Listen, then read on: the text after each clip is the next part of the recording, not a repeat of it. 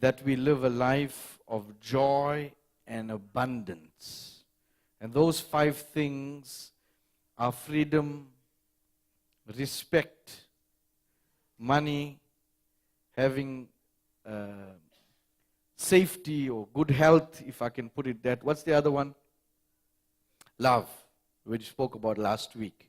And I also explained to you there's nothing wrong in having the desire, because Jesus acknowledged that the human being will have those desires. But he went on to say further, if you seek the kingdom principles, then I will give you what you desire.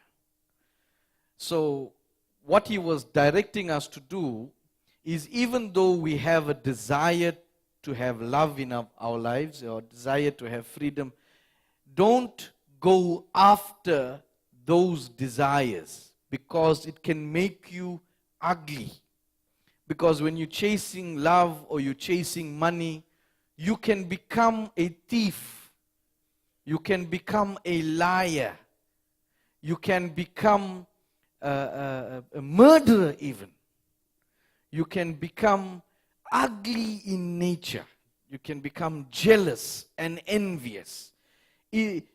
Wanting those things can alter your character and move you away from God. So God says, the devil owns the wealth of this world. It was evident when he spoke to Jesus, and he offered him power and he offered him wealth. So most of the things that you desire belong to the devil's kingdom.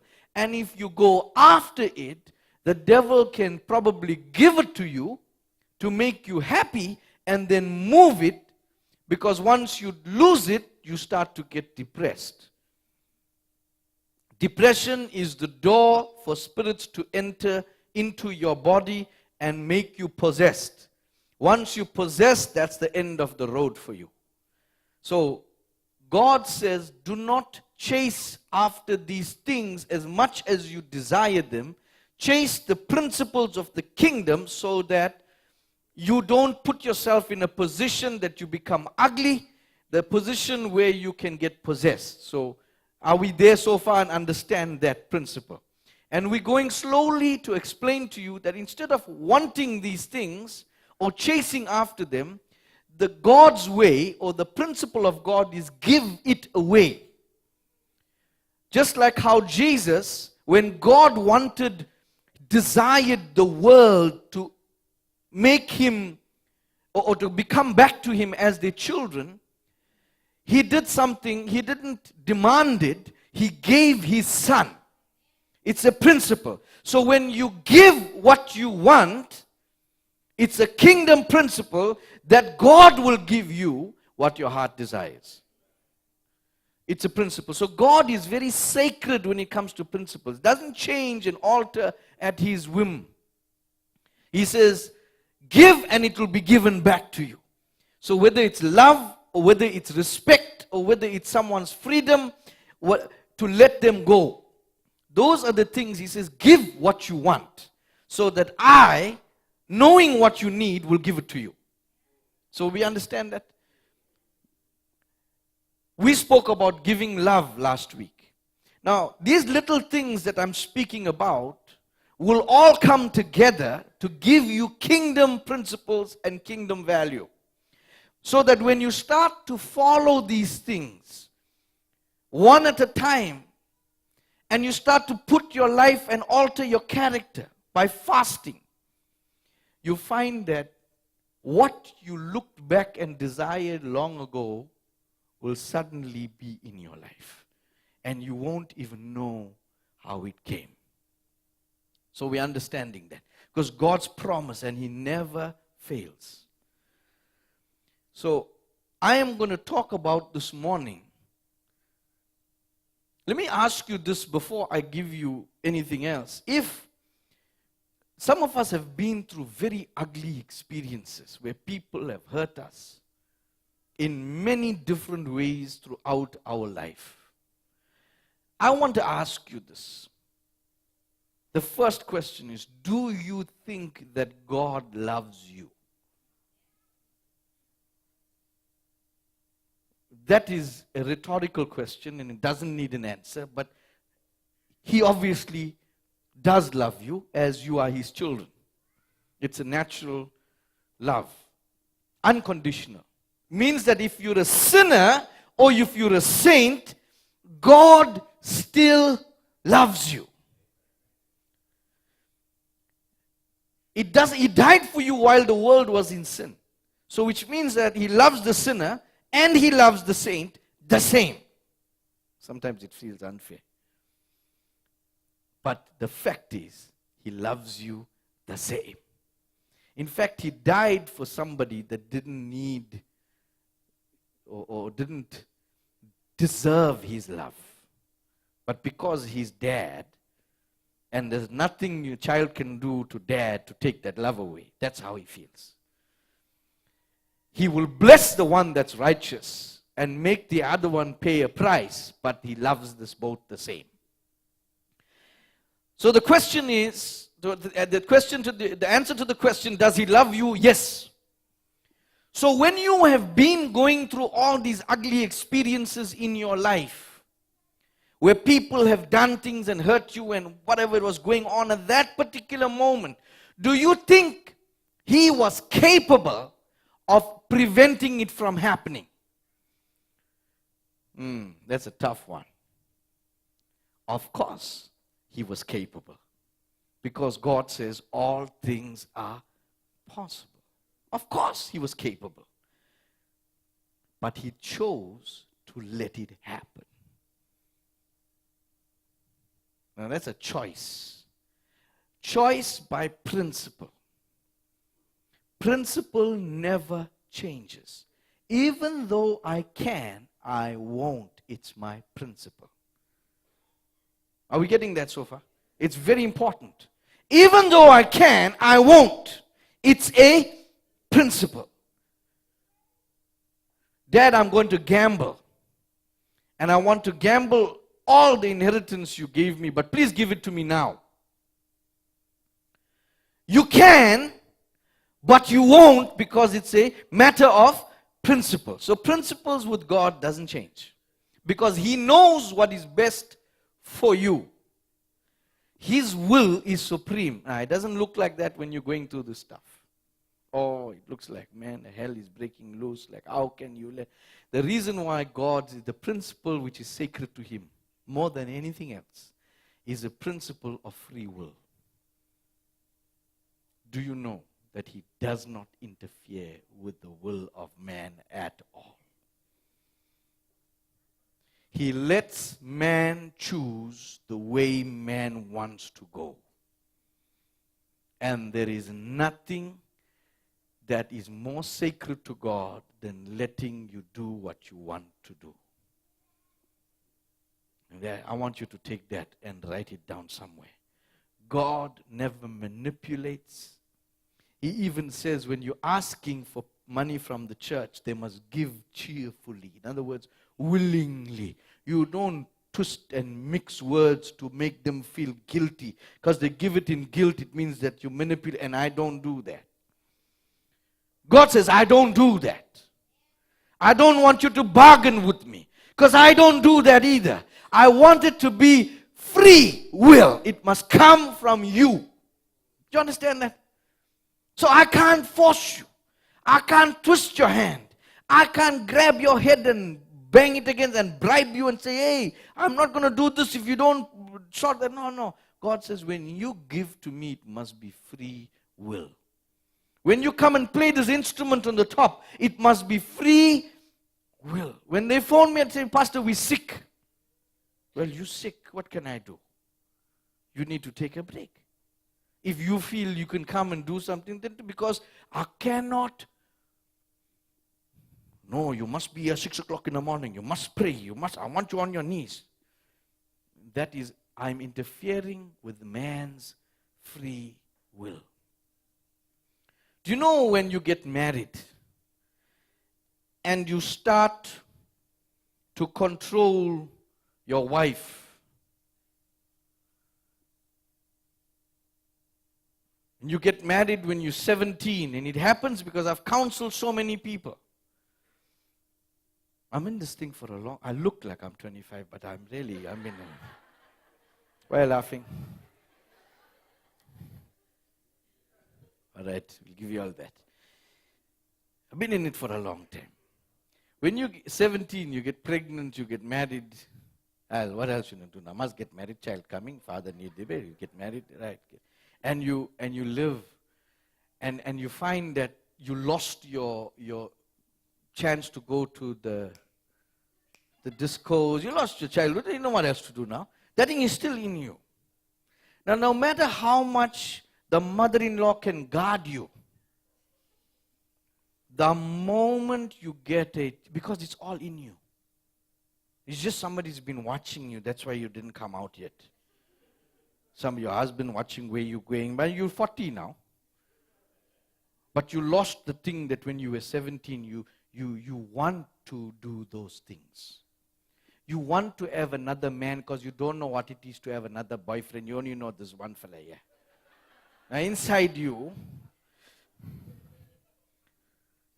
now you know you made a mistake. God could have stopped that mistake, but He left you to do what you wanted and chose to do. He knew it was going to be bad for you, but He resisted. I mean, He must have been, I don't know who He's going to pray to, but I want to tell, man. I want to tell Nevlon not to get married, man. I want to, but hey, I don't know. I want to tell, but He doesn't interfere. He waits for you to make your choice. And at that time, when you're in the back seat of the car, before the child comes, and if you stop and you go outside under the tree, bluff him you want to pee or something, and say, Lord, what do you want me to do? God would have spoken to you. God would give you advice. And it comes in a soft voice. And I don't expect to hear someone talking on a tree. Inside you, you will feel that this is the wrong thing to do. Only when you come to somebody and you ask them and they give you advice and they don't force it down you, and your will is, Lord, I want to listen to what you want for me. And when He gives you that advice, but He waits for you, He will never impose. He will never go stand and knock at the door and while you're there. No, He didn't send one angel to come and talk. No, He doesn't do any of that. He waits for you to ask Him. And that is the sacredness of your God's respect for your free will. Now when you're trapping this woman that is 40, that had children, that's grown up, now she wants to get back into the disco when her husband is gone to the trip somewhere, she's inside the club. And all her friends are 20. What you doing there? Now I just want to have a little bit fun. I lost all my And when you control somebody, whatever is their true nature will always come out. So how long are you going to control people? You are under stress. Not even God does that. Free will, freedom. Freedom is sacred. You must let people be who they are and never interfere. You might want to look at your child and you say, you mustn't marry that boy. That boy is terrible, terrible. You know why his name is Governor? You're a Maharaj. They mustn't do that. To sing and that Governor don't mix like that. No. They instead of, we pronounce words like house and they say house. No, it's not going to work. What are your children going to say? You know what I'm saying? So you interfere with your child's free will. And you stop them, and you know what you use again. Now how you do it, I'm going to cut your allowance and I'm not going to pay for your studies if you don't listen to what I'm saying. Do you know you're controlling their will? And you'll pay the price. Because later on, your son is going to marry a real Tara.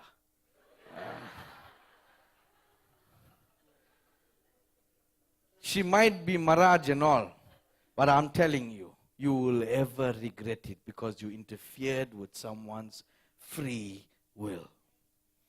And then you'll come to church and, Pastor, I don't know, I always wanted best for my child, but look at what he brought and came, man. But, I hope you understand that every man must make his own choice so that in the end, you can't blame anybody but yourself. And you have to let people make mistakes, because that's what we do best. I'm not talking about when your children are growing up to 18 now. That you take the belt, and I don't care who says what. I can belt if I have to. Because they don't fight for a good talking to. Because my wife has been doing it. And it doesn't work. So when she says, I'm going to tell your father, then the antennas are up. Oh, they fright. Now, I haven't hit my children in a very long time. Very long. Obedient, what are you going to do? What more are you on to now? You can't smack them to be disobedient. I don't think that works. But when they reach that age now, when they know your principles, your guidelines, then you leave them. Stop asking the daughter-in-law whether she made lunch for him. He's a big man now. He's 35. He got 2 illegitimate children in other places. Leave him alone. He can manage. Don't ask the woman why is she wearing short dress. Your problem, that ma. No, what people are going to say about me if that one walks around. Why don't you also walk and join her? You might have better leg than her. They might compare the two and say, wow. Why? No, you know why? You're jealous. You wished you married. No, listen, leave the man alone, man. Check how happy that man-in-law is. Leave the man alone. Don't interfere with your family's free will and choices. That is against God's order. When you do favors for people, I want to give you a tip now. Never let anyone do anything for you for free. Because they will hold it on your head one day and think that you owe them something. That is interfering with your free will choice. As long as if I can't afford it and somebody wants to give it to me, I'll say, please, I'll pay you back if I can't get it now. But I will. Because I don't want to be obligated to somebody's. But if you want to give God, the church, I'll accept it. Because God says, I'm no man's debtor. What you give to him, he'll give you back. So you understand that God works with that principle. I'm no man's debtor. It means that when somebody does something for you, you give them back what they've done. So that they can't lord over you and say, you owe me. Because that's expecting appreciation for what you've done. And I learned that the hard way. When I was a young man, I was the eldest in my family. When my father passed away, I became the breadwinner, the person that the family looked up to. It was a pressure. And when everybody grew up and ran away, they never looked back once. One day my car was, the kind of car I had, that Corolla. When we wrote it off, nobody even wanted to write it off. It was that bad. See, Terry laughing loudly because he knows the car was bad. And it was in the panel beaters one day. Even they didn't know what to do with the car for that. And I went to somebody that I helped and looked after, and I said, you got 2 cars, lend me one just for a couple of weeks. The person and the people that I've really it took, when I look back, if I only looked after myself instead of everybody, I would have been well set up by the time I got married. I would have had furniture at least. It took me 11 years to buy one set of settees after I got married. Because it set me back. It set me back. And I expected that when I'm in trouble, I didn't even have to ask. I thought it would be there. It was turned down. I walked, I took the taxi. But inside my heart was crying. Because when I did it, I didn't expect anything. But when I had a problem, I expected. And God says, He taught me all of these years, don't expect anything for what you do. When you do and you give it not expecting anything. When somebody does something for you, you must remember they'll always expect something. I want you to understand that this free will is not like how I just mentioned it to you as one of the things that we desire. Because when you're living, let me give you an example. When a young girl lives in a home where there is a lot of turmoil and the husband and wife are punching and kicking each other and drinking and fighting and the mother is having an affair, a whole lot of things go on inside homes that you don't know. Some of these people are abused, so they look. We were counseling with some of you. They look for an escape just to have some sort of safety. And they marry when they're 20 or 19 just to get out, not because there's love, but just to get out of that situation, and they land in another situation. Because if you give up free will, if you give up your free will just because you want a little bit of safety and a little bit of love, you will spend the rest of your life giving up everything. Because you'll be miserable. So God is saying, instead of wanting and chasing these things, if you're going through something, call on me. Call on me. Because if you don't ask Him, He won't offer advice. Because He waits. Kingdom principle, it's very sacred to God. That is why I'm asking you to fast. Because if you're not right standing with God and you ask, He'll keep quiet. He wants you to take out all the dirt, scrape out all the ugliness in you, all your desire for the worldly things. Scrape it off you so that when you pray, your prayer has power.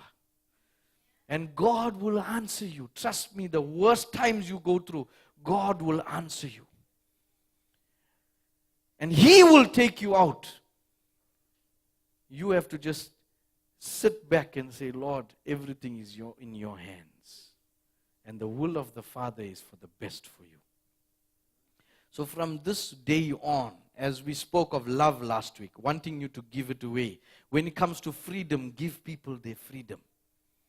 They might have done things for you, or you might have done things for them. Maybe you feel they're obligated to you, or you are obligated to them. Let it go now. Never hold people at ransom. Don't guard your wife who she's phoning. I spoke this message about the policeman, you remember? You wait for your husband to sleep so that you can check his cell phone. You guard the time. There's one guy that you should leave his work in the middle of the day to follow away his wife is gone. That man lost every job he had. I told you, I've been working for very long in the ministry. I'm telling you. Teddy laughing loudly. He knows what I'm talking about. You can't guard anybody. You let people be. And when God has your interest, He covers your back. Trust me, God covers your back. There's some things that God will do when you leave things to Him that will amaze you. So instead of grabbing your 21-year-old daughter and sitting her down and threatening her and I'm going to cut you out, and let her be. People never learn till they get out of their system what they really want. They never learn. You do. Me too. We did some stupid things against advice. But the more people told us don't do it, the more we did it. So unless we went through it and we did it, we won't learn. But so long as God is your Lord, your children are in His hands. You leave them when they're out of the nest. You can't build nest after the nest is broken.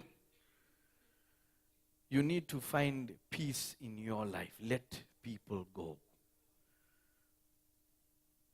And the best advice I can give you is, when you seek God's face for everything, He is your guide. Tell your children that.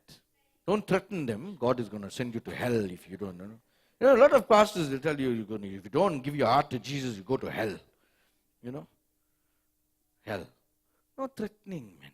When you come to God, it must be your free will. I didn't come because I'm frightened of hell. I come because I love God. I'm sitting in church not because I want a blessing, and if I don't come, I won't get a blessing. I'm paying my tithes not because I feel that God is going to steal or the devil allow the devil to steal. No, it mustn't be out of fear that you give. It mustn't be out of fear that you come to church. It must be out of love. Because free will, God doesn't interfere with. If it's for any other reason, you'd rather stay at home. Are you with me, church? If it's for any other reason that you're sitting where you're sitting, you might as well stay at home. And if you've been doing it because of that, I want you to ask God to change your spirit. And say, Lord, I want to start doing and serving you because I love you. That's all. And you find that there's a whole alteration comes. And let me tell you, there's something I need to share with you before I close. That in every person's life, sometimes you'll find your wife going off track, or your daughter going off track, or your son going off, or you going off. There's one, in every human being, I found this is fact. In every human being's life, there is one defining moment that changes you forever. There's some manifestation of God in some way.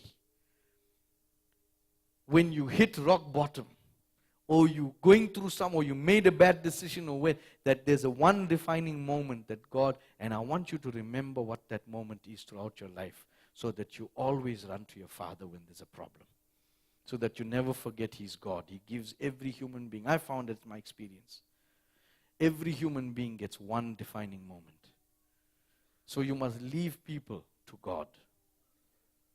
He is going to take care of the things that are close to your heart.